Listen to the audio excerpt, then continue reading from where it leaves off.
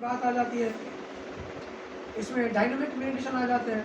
जैसे मैंने बताया स्ट्रेस बस्टर, अगर किसी के अंदर स्ट्रेस बहुत जमा हो जाता है और दबा के रखते हैं, गांव में अगर देखते होंगे तो महिलाओं को थोड़ा दबा के रखते हैं, बाहर नहीं निकलना है या पूरा दुपट्टा कपड़ा सब पहन के जाना है, तो क्या होता है बहुत सारे इमोशंस या भाव या गुस्सा वो दबा देती है अंदर, वो अंदर दब जाता है। ठीक है, तो कभी सडनली ब्लास्ट होता है, सडनली वो बाहर निकलता है, तो बाहर निकलना चाहिए। हम पुरुष तो बाहर जाते हैं, जॉब करते हैं, दुकान करते हैं, बातें करते हैं, तो हमारा निकल जाता है। अक्सर महिलाओं का नहीं निकलता, या गाँव में तो बिल्कुल नहीं निकलता। इसके लिए उनको फिर मानसिक पीड़ा हो जाती है, जिसको भूत प्रेत कहते हैं। वो जो नाचती है ना जोर जोर से, एक्चुअली वो भूत प्रेत नहीं है, वो जो स्ट्रेस उनके अंदर दबाया गया है वो स्ट्रेस बाहर आता है। वो तरीका है प्रेशर को, उस प्रेशर को रिलीज करने का। कुकर पता है, कुकर अगर सीटी नहीं बजाएंगे तो कुकर फट जाएगा। तो जैसे कुकर की वो सीटी बाहर निकलती है प्रेशर, वैसे वो प्रेशर बाहर निकलता है। तो प्रेशर बाहर निकालने का दूसरा तरीका ये है कि सिमरन करें। राम नाम जब सिमरन करते हैं ना, तो अंदर वाइब्रेशन को काटता रहता है। फिर जब हम र बोलते हैं और माँ बोलते हैं तो वेव बनती है, वेव मतलब एनर्जी बनती है, तो हमारे अंदर जाती है सबकॉन्शियस में। वो एनर्जी जो हमारे अंदर दबी हुई चीज़ें हैं, जो अगर हमने डिलीट नहीं की तो आगे जाके बीमारी का रूप ले सकती है, बीमारी बन सकती है। तो महाराज जी का ज्ञान ऐसा है, ये ध्यान साधना ऐसी है कि पूरे दिन में हमने बहुत सारी वाइब्रेशन बना ली, बहुत से झगड़ा हुआ, पत्नी से झगड़ा हुआ, हमारे मन चल रहा है, बहुत अशांत चल रहा है, बहुत सारे विचार आ रहे हैं, बुरे भाव आ रहे हैं। अगर ध्यान नहीं करेंगे तो वो गोल गोल घूमते रहेंगे, तो बाहर निकलने की कोशिश करेंगे। अगर बाहर नहीं निकलेंगे तो बीमारी बन जाएंगे। या तो भोगो, या तो महाराज जी के ध्यान साधना से उसको काटो।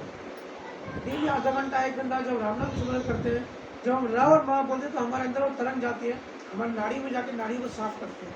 वो तरंग जहाँ तक पहुँचती है, वहाँ के कर्मों को, वहाँ के ऊपर के लेयर्स के कर्मों को डिलीट कर देती है। इसलिए बहुत सारे जीव बता दें कि भैया भजन के बाद बिल्कुल शांति आ जाती है, मन हल्का हो जाता है। तो हल्का कैसे क्यों होता है, भारी क्यों हुआ?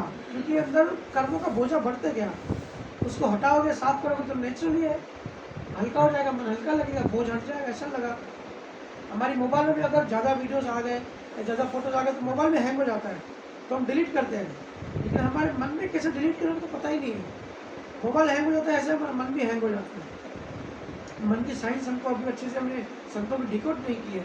मन बहुत बड़ा कॉन्सेप्ट है, मन को समझना कि मन कैसे काम करता है। मन, चित्त, बुद्धि, अहंकार के क्या डिपार्टमेंट है, कैसे कैसे उनके रोल होते हैं, कैसे चीज़ क्रिएट होती है और कैसे वो डिलीट होती है। तो हमारे चित्त में एक मेमोरी की तरह, जैसे मोबाइल से फ़ोटो निकालते हैं ना, वैसे ही हमारा चित्त हर एक सेकंड में फ़ोटो निकालता रहता है। वो अंदर संस्कार जमा करके जाता है, या जो बिलीफ सिस्टम होता है, मान्यता है, हर धर्म की अपनी अपनी मान्यताएँ होती है। तो ये मान्यताएँ कहाँ जाके सेव होती है, ये हमारे चित्त में जाके अंदर स्टिच हो जाती है। तो फिर संस्कारों की वजह से, मान्यताओं की वजह से, बिलीफ सिस्टम की वजह से नए नए कर्म बनते हैं और नए नए शरीर मिलते हैं। और मान्यताओं की वजह से हम उस पर्टिकुलर धर्म में दूसरा जन्म लेते हैं, ये उससे रिश्ता बन जाता है। तो पूरा खेल मान्यताओं का है। अगर हमको आइसक्रीम खाना अच्छा लगता है तो ये हमारी मान्यता है कि भाई आइसक्रीम मीठी होती है, बहुत स्वीट होती है, बहुत अच्छी होती है। तो अगर हम खाएंगे तो आनंद आएगा। तो वो आनंद आइसक्रीम से नहीं आता है, वो आनंद हमारे मान्यता से आता है। अगर आइसक्रीम में आनंद होता तो बहुत लोग आइसक्रीम नहीं भी पसंद है तो उनको भी आता था ना, अगर आइसक्रीम में आनंद होता।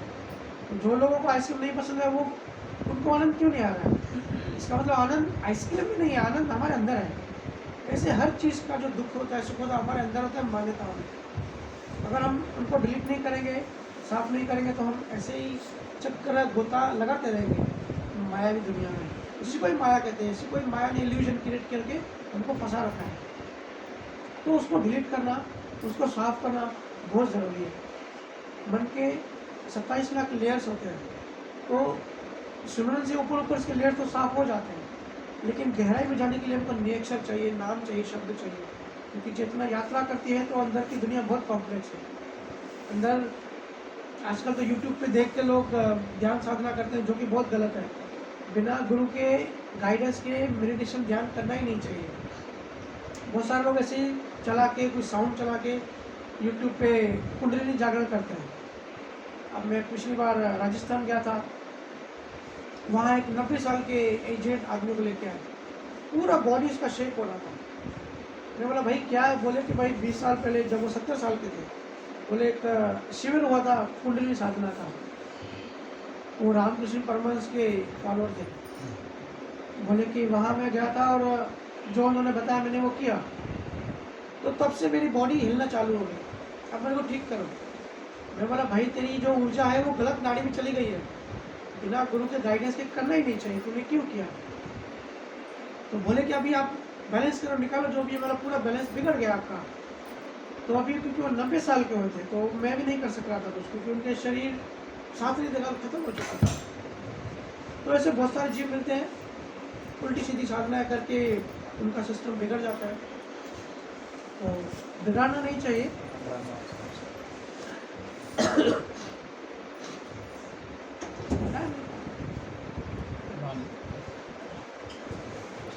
तो बिना गुरु के कोई भी ध्यान साधना नहीं करनी चाहिए। अंदर की दुनिया बहुत बड़ी है, बहुत कॉम्प्लेक्स है।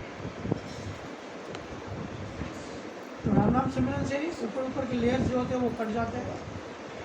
बस गहराई में जब जाएंगे, जब डीप में जाएंगे, तो उसके लिए हमको सहायता चाहिए। नेचर क्या है? नेचर जो है वो गुरु तत्व ही है, वो गुरु ही है, हमारा आंतरिक गुरु है। जैसे बाहर के गुरु बाहर की यात्रा कराते हैं, जैसे गाइड करते बताते हैं, अंदर की यात्रा अंदर के गुरु करते हैं। गुरु नानक के ऐसे गुरु कबीर साहब थे, और जब वो तिब्बत गए यात्रा करने तो उनसे पूछा आपका गुरु कौन है? उन्होंने कहा शब्द मेरा गुरु है। तो शब्द गुरु होता है, वो अंदर का जो तत्व है, जो यात्रा कराता है, जो दसमद्वार खोल के भी आगे ले जाता है, वो हमारा असली गुरु होता है।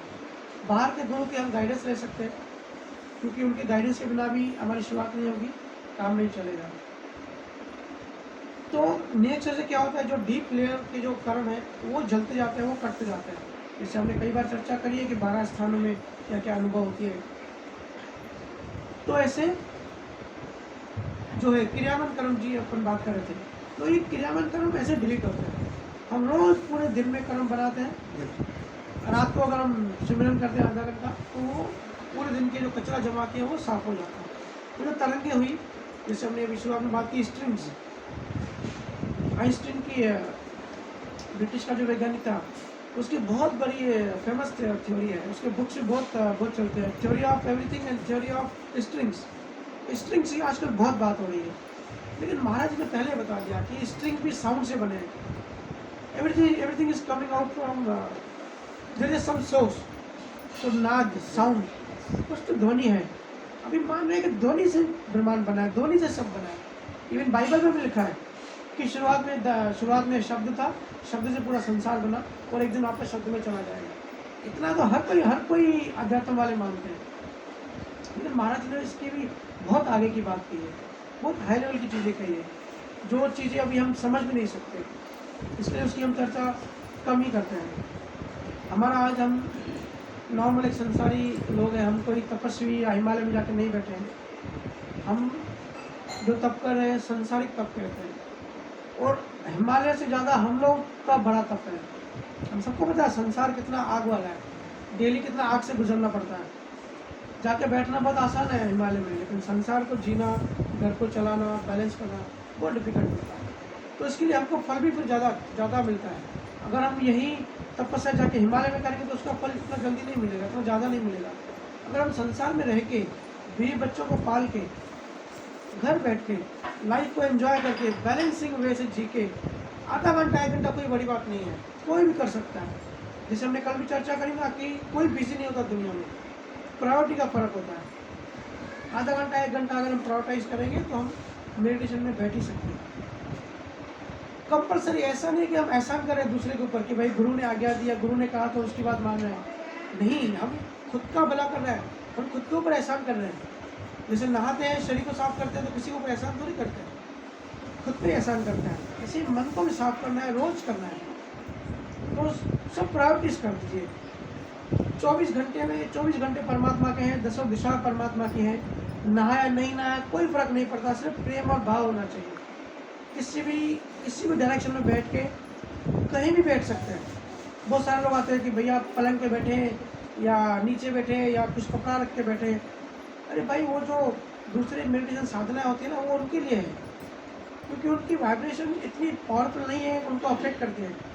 महाराज जी का निरंकार मकार की जो ध्वनि है, वो किसी भी तरीके से आप बैठो, वो सारे जो आवरण हैं वो सब काट देती है माया की, जो भी माया की ध्वनि अटैक करते हैं।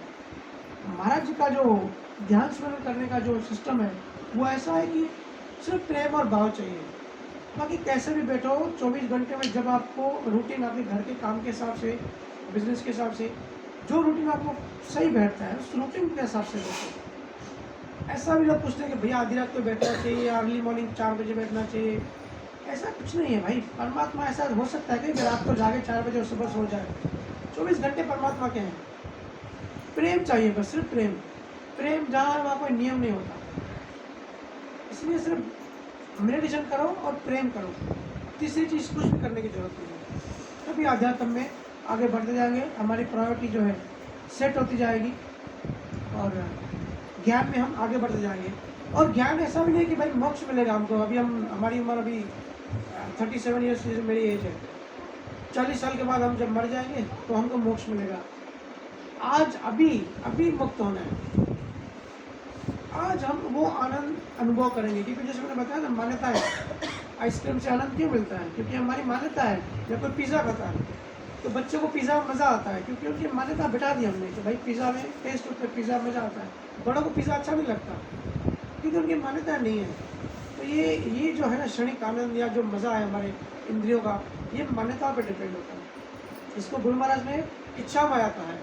ये जब हम त्रिकुटी के ऊपर पहुँचते हैं ना, पतंजलि योग साधना में भी इसके बारे में बताया, ध्यान साधना धारणा।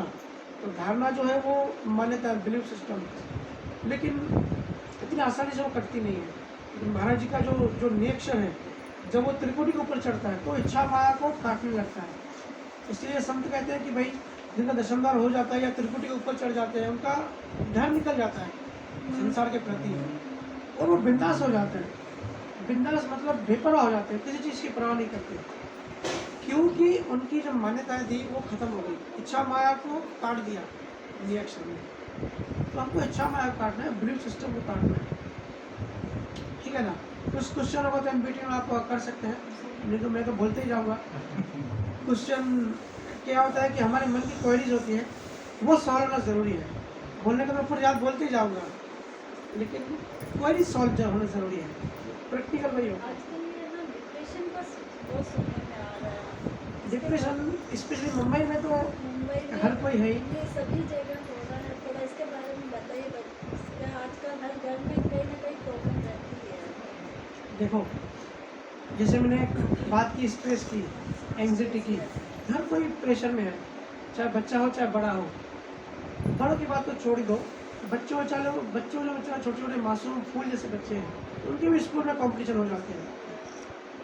उनको भी ऐसा लगता है कि भाई मेरा दोस्त जो है उसकी ज़्यादा मार्क्स आ गई, और माएँ जो है वो अपने बच्चे को पीटती है। अगर कोई 80% भी लाया और उसका जो फ्रेंड है वो 90% लाया तो उसकी धुलाई हो जाती है, क्योंकि भाई अहंकार पे चोट लग गई कि उसकी माँ का चेहरा थोड़ा ऊपर हो गया और मेरा चेहरा तूने डाउन कर दिया। इस बात में बच्चे को अप्रिशिएट नहीं करेंगे कि भाई 80% भी लाया, माँ बाप की गलती होगी। मेरे पास बहुत सारे काउंसलिंग के लिए बच्चे आते हैं ना, तो बच्चों की शिकायत करते हैं, बच्चे ऐसे वैसे में, मतलब नहीं, आपको सुधरना पड़ेगा। बच्चे बेचारे नेचुरल हैं, आपको अपनी लाइफ से चेंज करनी पड़ेगी। ये जो बच्चे के ऊपर जो प्रेशर है, जो लड़ाई करते हो, वो आपको बदलना पड़ेगा। क्योंकि पेरेंट्स को ऐसा लगता है कि भाई बच्चे अच्छा परफॉर्मेंस करें तो हम प्राउड फील करेंगे, हमारा अहंकार बढ़ जाए, अपने अहंकार को सब बढ़ाना चाहते हैं। तो बच्चे को कुछ सोचता नहीं है, कितना प्रेशर है बेचारे के ऊपर।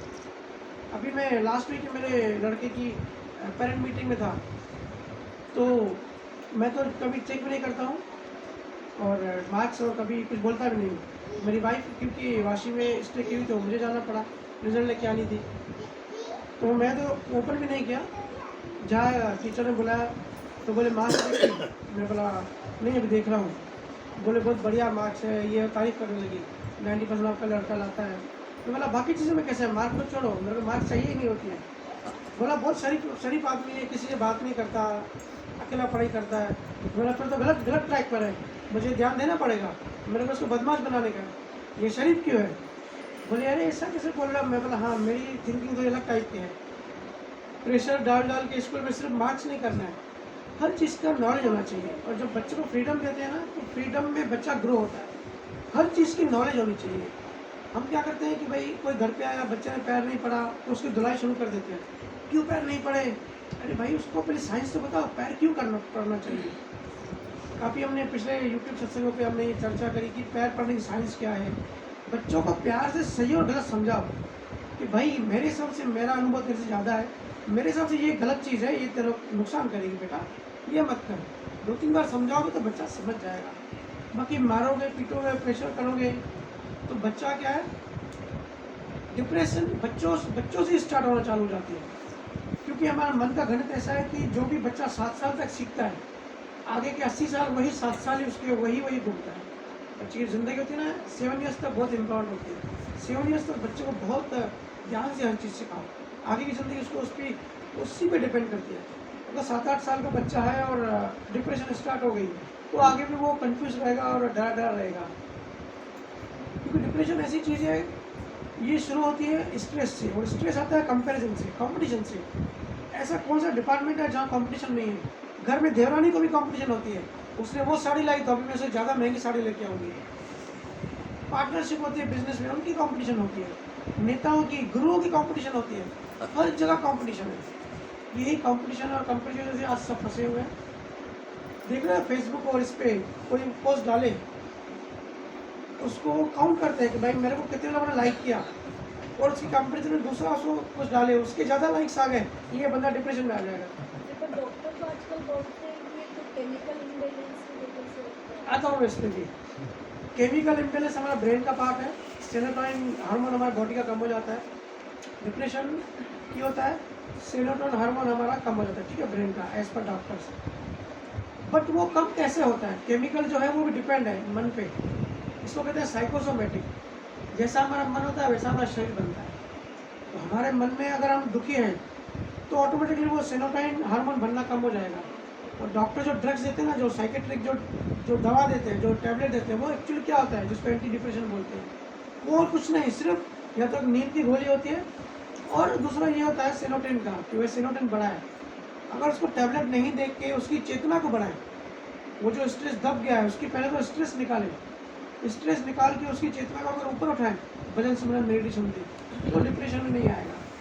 तो डिप्रेशन के रीजंस ये हैं कि भाई बहुत सारा स्ट्रेस है, बहुत कंपटीशन है, और करियर वाइज, और आजकल घर का माहौल भी ऐसा हो गया है कि माँ अपनी मोबाइल लेके बैठती है, पापा अपनी मोबाइल लेके बैठते हैं, और बच्चे बेचारे अकेलापन फील करते हैं कि भाई करे तो करे क्या। बच्चों में भी ज़्यादा, बड़ों में भी हो रहा है। शुरुआत बच्चों से हो रही है आजकल, क्योंकि मैं भी काउंसलर, तो मेरे पास बच्चे जो आते हैं ना, शुरुआत बच्चों में हो रही है। ऐसे तो वेबिनार हर जगह है ही, जहाँ भी ज्ञान की कमी है, जो भी पूछते हैं कि क्यों हो रहा है, तो बोलते हैं कि कुछ सोचा नहीं, ओवरथिंक नहीं किया, फिर अपने आप ऑटोमेटिक ही हो रहा है। ऑटोमेटिक नहीं हो रहा है, ये सबकॉन्शियस में धीरे धीरे चीज़ें जाती है। जैसे अगर किसी को ज़्यादा लाइक्स मिल गए, ज़्यादा तारीफ हो गई कंपटीशन की, तो दिल में चुभती है कोई चीज़, अंदर वाइब्रेशन पैदा हो जाती है। तो धीरे धीरे वाइब्रेशन, रोज़ वाइब्रेशन की चोट लगती है ना, तो वो बढ़ता जाता है। मोबाइल तो अभी आया, जो अभी एजेड हो गए, जैसे 50-60 साल के हो गए, जैसे एजेड में आगे 60-70 ईयर्स में भी ऐसा क्यों होता है? उनमें ऐसा इसलिए होता है क्योंकि वाइब्रेशन जो होता है ना, रिफ्लेक्ट करता है। घर में जितने भी परिवार में हम रहते हैं ना, एक दूसरे की वाइब्रेशन सबको रिफ्लेक्ट करते हैं।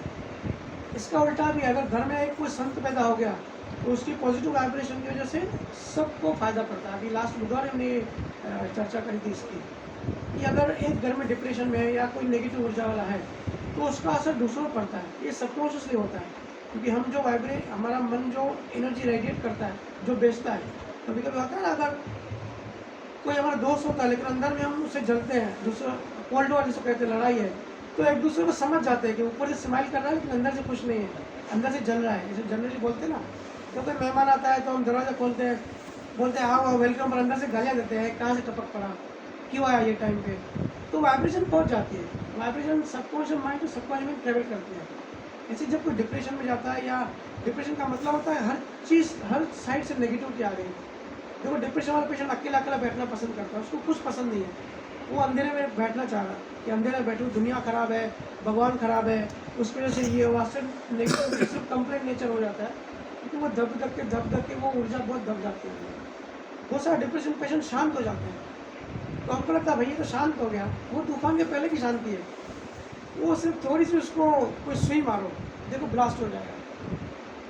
तो रिफ्लेक्शन होता है ये इसमें एक भी। और अगर घर में एक संत पैदा हो गया जो ज्ञानी है, जो अध्यात्म में है, जिसको अध्यात्म ज्ञान का, और जो डेली मेडिटेशन करता है, राम नाम सिमरन से मैंने कहा ना कल भी कि 14 कोस तो पूरा पॉजिटिव वाइब्रेशन जाता है। इतनी राम नाम में शक्ति है। नी अक्षर जो है ना